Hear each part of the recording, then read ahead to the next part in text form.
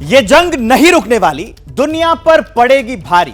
ये आपको दिखाएंगे, एक्सपर्ट का पॉइंट ऑफ व्यू भी जानेंगे और हमारे ग्राउंड पर जो रिपोर्टर वहां मौजूद थे उनसे भी जानेंगे कि क्या हालात है, आगे इस जंग में क्या हो सकता है। लेकिन सबसे पहले देख लीजिए 4 बजे की 40 खबरें। चित्रकूट के सदगुरु सेवा संघ ट्रस्ट पहुंचे पीएम मोदी, रघुवीर मंदिर में पूजा अर्चना की, आरती भी उतारी। राजस्थान चुनाव से पहले सीएम गहलोत ने 5 और गारंटियों का किया ऐलान। जांच एजेंसियों की कार्रवाई पर निकाली भड़ास, कहा कुत्तों से ज्यादा घूम रहे हैं ईडी और सीबीआई। दिल्ली में आम आदमी पार्टी के कार्यकर्ताओं का विरोध प्रदर्शन, सांसद संजय सिंह की गिरफ्तारी के विरोध में सड़कों पर उतरे कार्यकर्ता, पुलिस से नोकझोंक हुई। आम आदमी पार्टी के सांसद संजय सिंह को राउज एवेन्यू कोर्ट में पेश किया गया। पेशी के दौरान संजय सिंह ने कहा, जारी रहेगा सत्ता के खिलाफ संघर्ष। राजस्थान के सीकर में बंद को लेकर समर्थकों और व्यापारियों में झड़प हो गई। गोविंद डोटासरा के खिलाफ ईडी कार्रवाई के विरोध में बंद किया गया। ईडी के एक्शन पर बोले सीएम बघेल, हार की बौखलाहट में सालों पुराने केस को लेकर छापेमारी करवाई जा रही है। यह राजस्थान में सिर्फ हार की बौखलाहट है। गिरफ्तारी के बाद ममता सरकार के मंत्री ज्योति प्रिया के मेडिकल टेस्ट के लिए जोका अस्पताल ईडी टीम उनको लेकर आई। राशन घोटाले के आरोप में ईडी ने गिरफ्तार किया है। ईडी के एक्शन पर बोली केंद्रीय मंत्री मीनाक्षी लेखी, कहा जो चोरी करता है वो ईडी और आईटी से डरता है, जिसके पास काला धन होता है उसे डरना जरूर चाहिए। यूपी के रामपुर में आजम खान के बाद इनकम टैक्स का आजम के करीबियों पर शिकंजा, 2 करीबियों के अलग अलग ठिकानों पर मारा छापा। जयपुर में बीजेपी मुख्यालय के बाहर सांगानेर सीट को लेकर विरोध, सांगानेर विधानसभा सीट पर पुनर्विचार करने की मांग, अशोक लाहोटी का टिकट काटे जाने से कार्यकर्ता नाराज। छत्तीसगढ़ में गृह मंत्री ताम्रध्वज साहू ने दुर्ग ग्रामीण विधानसभा से बतौर कांग्रेस प्रत्याशी किया नामांकन, इस बार भी जीत का किया दावा। केंद्रीय मंत्री नरेंद्र सिंह तोमर ने मुरैना जिला मुख्यालय पर पहुंचकर दिमनी विधानसभा सीट के लिए किया नामांकन। मध्य प्रदेश में बीजेपी की बड़ी जीत का दावा किया। मध्य प्रदेश के सीएम शिवराज सिंह चौहान का इंडिया गठबंधन पर जोरदार वार, कहा इंडिया गठबंधन एक पेड़ पर भी रहकर एक दूसरे को काटना बंद नहीं करेंगे। छत्तीसगढ़ के नवागढ़ के चुनावी अखाड़े में गुरुचेला आए सामने, नामांकन भरने पहुंचे बीजेपी प्रत्याशी दयाल दास बघेल ने कांग्रेस उम्मीदवार का लिया आशीर्वाद, वीडियो सोशल मीडिया पर वायरल। मराठा आरक्षण की मांग फिर हुई तेज, फल और अनाज की मंडी एपीएमसी में कामगारों ने किया 1 दिन का सांकेतिक हड़ताल, मांगे नहीं मानने पर आगे भी आंदोलन की चेतावनी।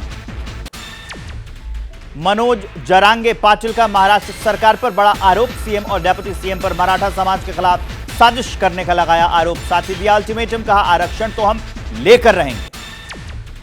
तेलंगाना दौरे पर अमित शाह, हैदराबाद में सरदार वल्लभ भाई पटेल राष्ट्रीय पुलिस अकादमी में हुए पासिंग आउट परेड में सलामी ली, बोले अमृतकाल में शीर्ष पर पहुंचेगा भारत।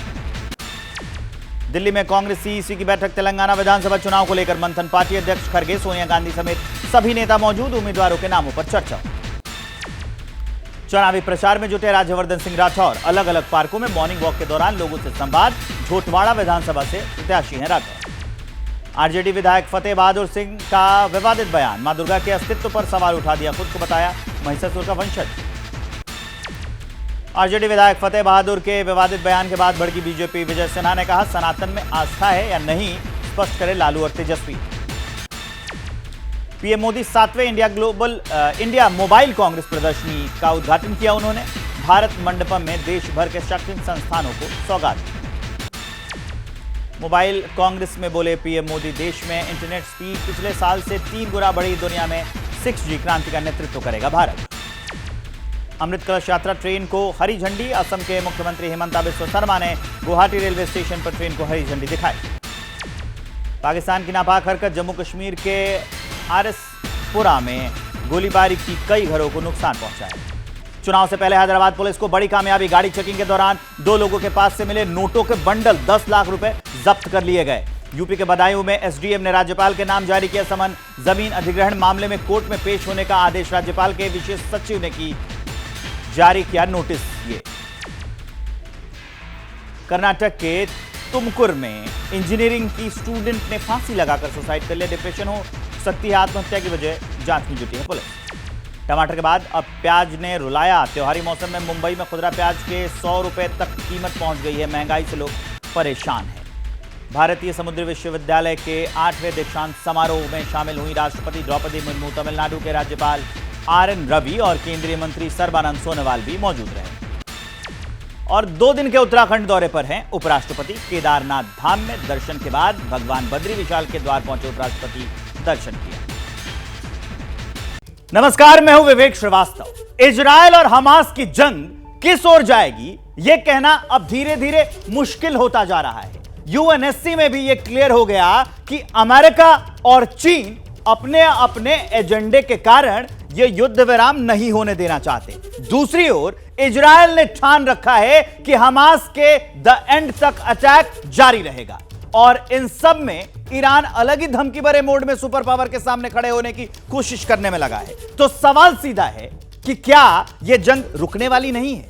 क्या यह वॉर दुनिया भर में भारी पड़ने वाली है? इन्हीं सवालों को डिकोड करने के लिए हमारे साथ स्टूडियो में होंगे डिफेंस एडिटर आशीष सिंह और युद्ध की हर बारीकी और डिप्लोमेसी को समझने वाली रिपोर्ट्स बताने के लिए और समझाने वाली चीज पर defence expert retired major general Sanjay Soi आपको विंडो में दिख रहे हैं। इनसे बातचीत शुरू करेंगे, लेकिन एक बड़ी खबर के साथ इस बुलेटिन की शुरुआत कर लेते हैं। इजरायल हमास जंग में बंधकों की मौत का दावा है। फिलिस्तीन ने बताया है कि 50 बंधकों की मौत हुई है। इजरायल की बमबारी से गाजा में 50 बंधकों की मौत हुई है। इजरायली सेना का गाजा में 250 जगहों पर हवाई हमला हुआ है। हमास ने बयान जारी करके मृत बंधकों की जानकारी दी है कि जितने बंधक बनाए गए थे उसमें से 50 बंधकों की मौत इजरायल की बमबारी में हुई है। यह बड़ी अपडेट हमास ने बयान जारी किया है और यह कहा है कि 50 बंधक जो हैं वो इजरायल की ही बमबारी में मारे गए हैं। यह बड़ी अपडेट। और इस बीच एक और अपडेट जान लीजिए। सीरिया में अमेरिका की एयर स्ट्राइक हुई है। हमले में ईरान समर्थित ठिकाने तबाह हो गए हैं। अमेरिकी सैनिकों पर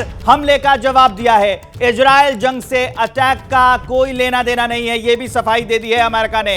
यूएस रक्षा सचिव लॉयड ऑस्टिन की सीधी चेतावनी है, ईरानी प्रॉक्सी समूह हरकतों से बाज आ जाए, अमेरिकी सैनिकों की रक्षा के लिए सब कुछ करेंगे, यह कहा है लॉयड ऑस्टिन ने। यह बड़ी अपडेट हम आपको बता रहे हैं कि पहले तो अमेरिका ने हमला किया, सीरिया में अमेरिका ने एयर स्ट्राइक की और उसके बाद कहा है कि ईरानी प्रॉक्सी समूह अपने हरकतों से बाज आ जाएं, क्योंकि अमेरिकी सैनिकों की रक्षा के लिए अब सब कुछ करेंगे। संजय सोई सर, एक और वॉर फ्रंट खुलता हुआ नजर आ रहा है आपको? ये देखिए विवेक जी, मैं तो ये देख रहा हूँ कई फ्रंट खुलते हुए नजर आ रहे हैं। एक तरफ से देखिए पहले ही Israel Hamas, Israel versus Hezbollah और वेस्ट बैंक में चल रहा था। फिर उधर से सीरिया में अमेरिका के ऊपर अटैक किए गए, जिसका अमेरिका ने भी भरपूर जवाब दिया है। उधर से ईरान के लिंक्स निकल कर आ रहे हैं कि ईरान किस प्रकार से हिजबुल्ला हमास को सपोर्ट दे रहा है। और सीरिया में पहले ही ईरान और रशिया सपोर्टेड सरकार है, जिनको उनकी सपोर्ट है।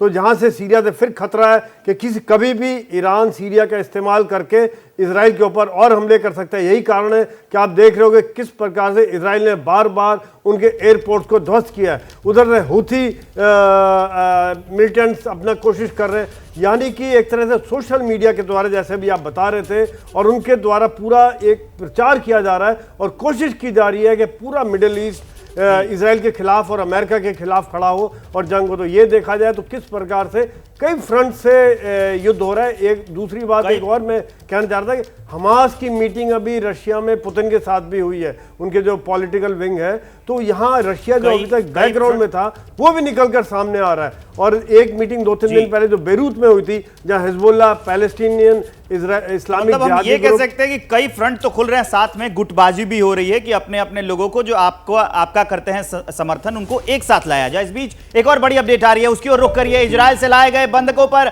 हमास ने अब बयान दिया है। उसने कहा है कि बंधकों को खोजने के लिए वक्त चाहिए। टाइम्स ऑफ इजरायल के हवाले से यह बड़ी अपडेट हम आपको बता रहे हैं। हमास के अबू हामिद की रूस के न्यूज से बातचीत हुई।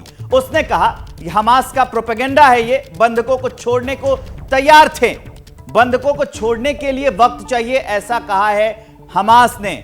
आशीष सिंह सर, जब बंधकों को छोड़ना ही था तो उनको ले जाने की क्या जरूरत थी? और अब जब, क्योंकि आप बंधक ले जाते हैं तो आपको पता है कि आपके बंधक लाए हैं तो कहां रखे हैं, वक्त किस लिए चाहिए उनको? ये इनका जो डुअल स्टैंडर्ड है वो क्यों है? वक्त इसलिए चाहिए ताकि इजरायली फोर्सेस आईडीएफ किसी तरह से एयर स्ट्राइक्स और जो सर्जिकल स्ट्राइक्स की जा रही है अंदर जाकर फिर स्ट्राइक करके फिर वापस बाहर आना, ये सब बंद हो। और ये होने नहीं वाला। देखिए, गाजा पट्टी पर कूच नहीं करना ये ऑप्शन नहीं है इजरायली डिफेंस फोर्सेस के बाद। उन्हें कूच करना ही है, आज नहीं कल, कम नहीं ज्यादा, हवा से नहीं समंदर से नहीं जमीन से जाना अंदर उनके लिए आप ये मान के चलिए कि एक तरह से कंपल्शन है, एक मजबूरी है, एक प्रेशर है। और ये साफ साफ संकेत भी दिखते रहे। लेकिन हमास लगातार बंधकों को एक बार्गेन चिप के तौर पर प्रेजेंट करता रहा है कि हमारे पास 200 से ज्यादा बंधक हैं और उनके चलते हुए आईडीएफ फोर्सेस उन पर अटैक न करें, क्योंकि उसमें बड़ी संख्या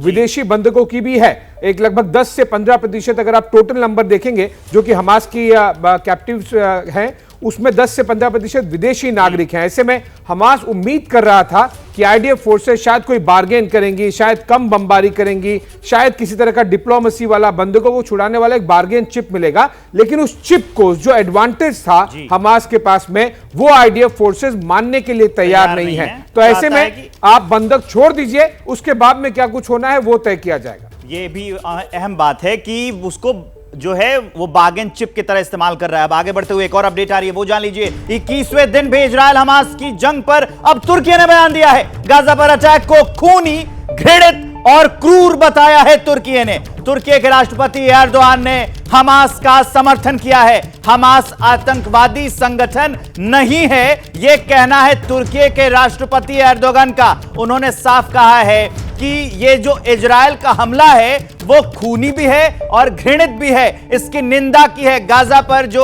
अटैक किया है इजरायल ने, हमास पर जो अटैक किया है इजरायल ने, उसको काफी घृणित बताया है, निंदा की है तुर्की के राष्ट्रपति एर्दोआन ने। इस बीच और एक और बड़ी अपडेट जान लीजिए। इजरायल हमास जंग से जुड़ी एक विस्फोटक अपडेट जानिए। इजरायल ने गाजा में घुसकर फिर एयर स्ट्राइक की है। एयर सपोर्ट के साथ ग्राउंड से टारगेटेड रेड की है। बॉर्डर पार करके गाजा में घुसे हैं इजरायली टैंक, इजरायली ड्रोन और फाइटर जितने भी बम बरसाए हैं। लगातार अटैक हो रहे हैं। तस्वीरें आप देखते जाइए जो आपकी टीवी स्क्रीन पर चल रही हैं। आपको अंदाजा होगा कि यह जंग कितने विध्वंसक होती जा रही है, कितने विस्फोटक होती जा रही है, कितनी खतरनाक होती जा रही है। लगातार बम गिराए जा रहे हैं। वो तस्वीरें कितनी खौफनाक बर्बादी की कहानी कहती। ये हरे रंग की तस्वीर आपके टीवी स्क्रीन पर। आपको यह भी बता दें कि कल भी इजरायल के टैंक उत्तरी गाजा पट्टी में घुसे थे और टारगेटेड रेड की थी, यानी हमास के ठिकानों पर चुन चुन कर गोले दागे थे। उन्होंने